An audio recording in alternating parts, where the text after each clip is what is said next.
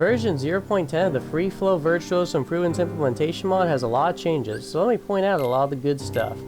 One of the most common requests was to have an option for vanilla skins, so a costume pack has been added that very closely resembles them, with some alterations that will still act as visuals to know if someone is trying to cheat in a randomizer race, which was actually the initial reason costumes were changed to begin with. This replaces the old beta costume pack.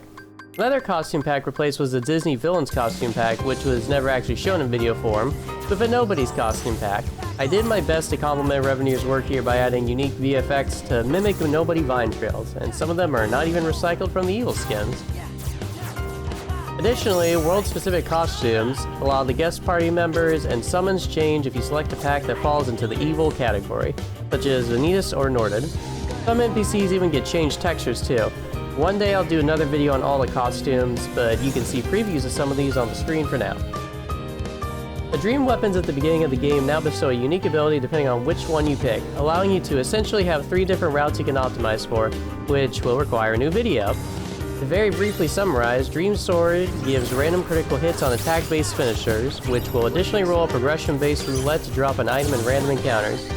Dream Rod allows all of your attacks and magic to drop NPRs when you land hits, with more being dropped from finishers. Dream Shield allows your guard to block almost anything in the game, which also applies to the guards on Drive Forms and Valor's attacks. Valor Form has been substantially buffed with a new system in place, which will require me to redo the guide video. The basic attacks Valor Form does will count up an invisible number to 13, and when it is reached, will play a visual and sound. This signals that your next finisher will be a guaranteed critical hit, so long as you're holding triangle during that move, and you have the MP to consume.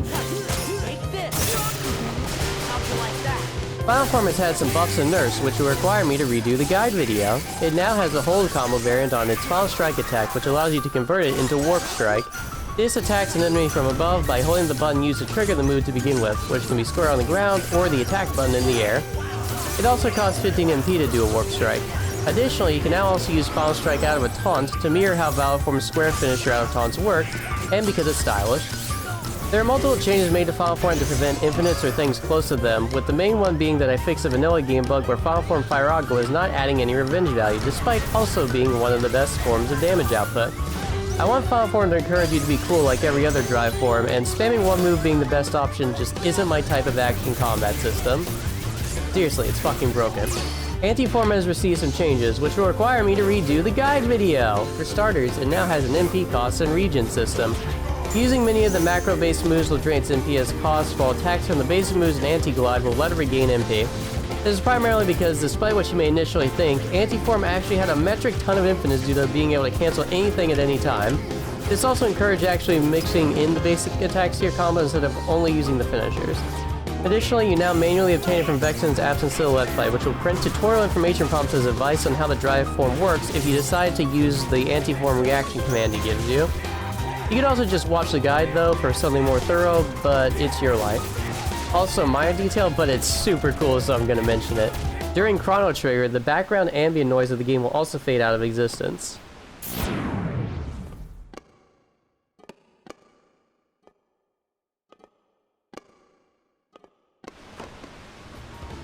Challenge modes received a major update, specifically for bouncing around the ability to regain MP easily, infinite form/summon gauge, and actually being more challenging. To explain some of this challenge mode specific stuff, all of the party member limits, including Solo Trinity, now have 3 uses before they're disabled until you enter a new combat encounter.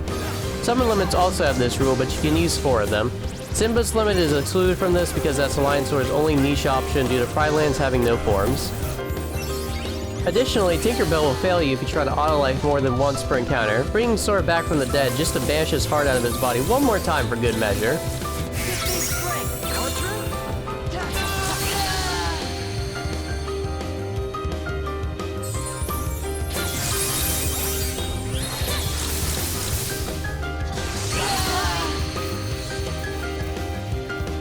The last thing to mention about challenge mode is that all the harder AI changes are tied to it being enabled, and a sizable portion of the game will be influenced by it in some way.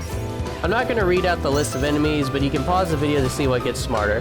There may be some updates to this in the future, but it's probably set in stone at this point since I want to finish this project sooner rather than later for the public. Some AI are changed even without challenge mode on, but these are ones that are typically nerfed in some form or are mechanically different altogether. Again, you can pause to read if you wish. Speaking on a general update to a lot of the harder AI, many can track you in the air if you're super high up, usually if they think you're trying to stall. The advanced AI in particular may also act completely different, so some fights can turn into cinematic air duels.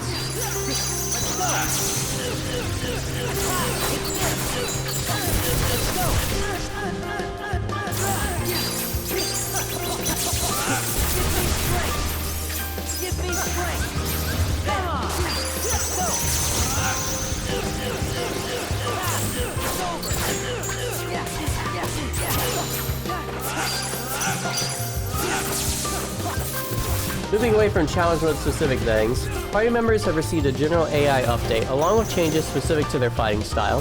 One general update includes improved detection if something is in the air out of basic attack range, which makes them more likely to use an ability if it can reach their target. They can also perform air combos, have reduced landing lag, and can combo on the ground too. Some even have unused voice clips brought back.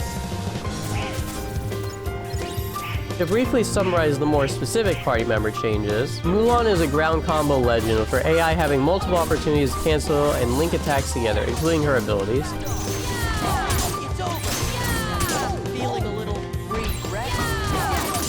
Beast can now link his abilities together with early cancels into his attacks, and his AI can then choose to restart the abilities.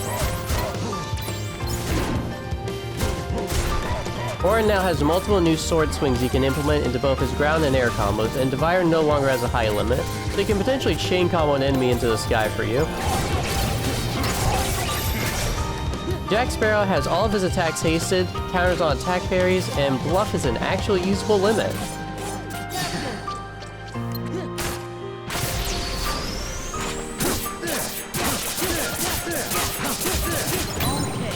Right you are. Jack Skellington can swap targets in the middle of abilities and has improved targeting logic overall.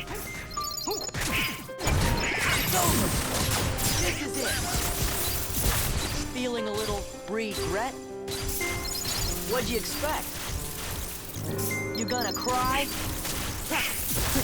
Thunder! Aladdin is constantly trying to get clips for his combo mad video and has some of the best detection range in the game.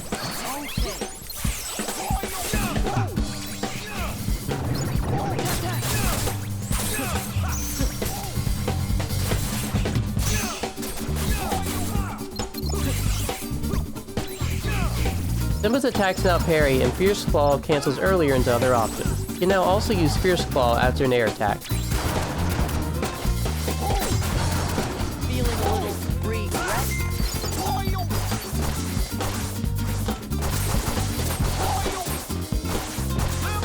Thanks. What'd you expect?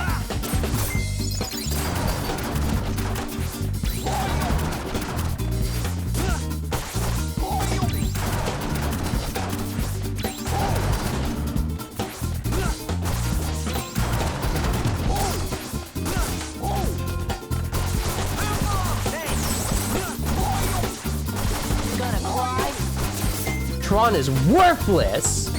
Riku has the best party member AI now, being able to use Dark Aura and Dark Shield independently of Sora, so you can still command him. He can now also use Dark Splicer, a hidden ability that uses a series of warp attacks to strike Sora's target alongside him. Everything he does also has multiple combo cancel opportunities. Finally, unlike other party members, everything he does can make any enemy type flinch. I'll take him.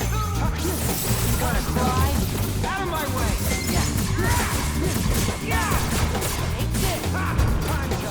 Moving on from party members, 1000 Heartless is now more akin to a Dynasty Warriors fight, with most of the mobs dying in one hit. Now you don't have to play it as a triangle simulator if you don't want to. Heartless Spading Factory now acts as a teaser for the type of event modifications I can do in Project Aqua, with the Cosmic Chain Chest appearing only after you defeat the large amount of mobs that spawn in. Dude, it's so cool. And boom, we got the Cosmic Chain, baby! Version 0.09 saw the addition of large enemy spawn rooms, where defeating all of them would spawn in bulky vendors to give you Mega Elixirs as a reward. In this version, a couple of big spawn rooms that do this have been added to Restoration Site and Data Space. These rooms also reset the spawns if you leave early, so you have to defeat all the enemies in one go.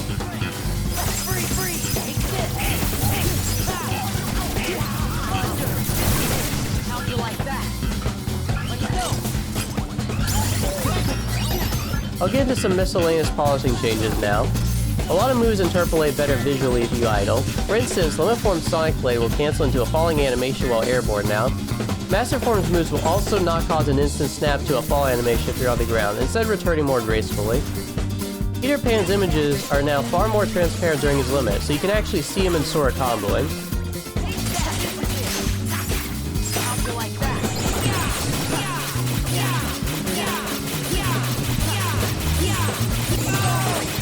The final cutscenes of the game can be skipped, so now I don't have to stall for 20 minutes every time I beat the game on stream. We did it!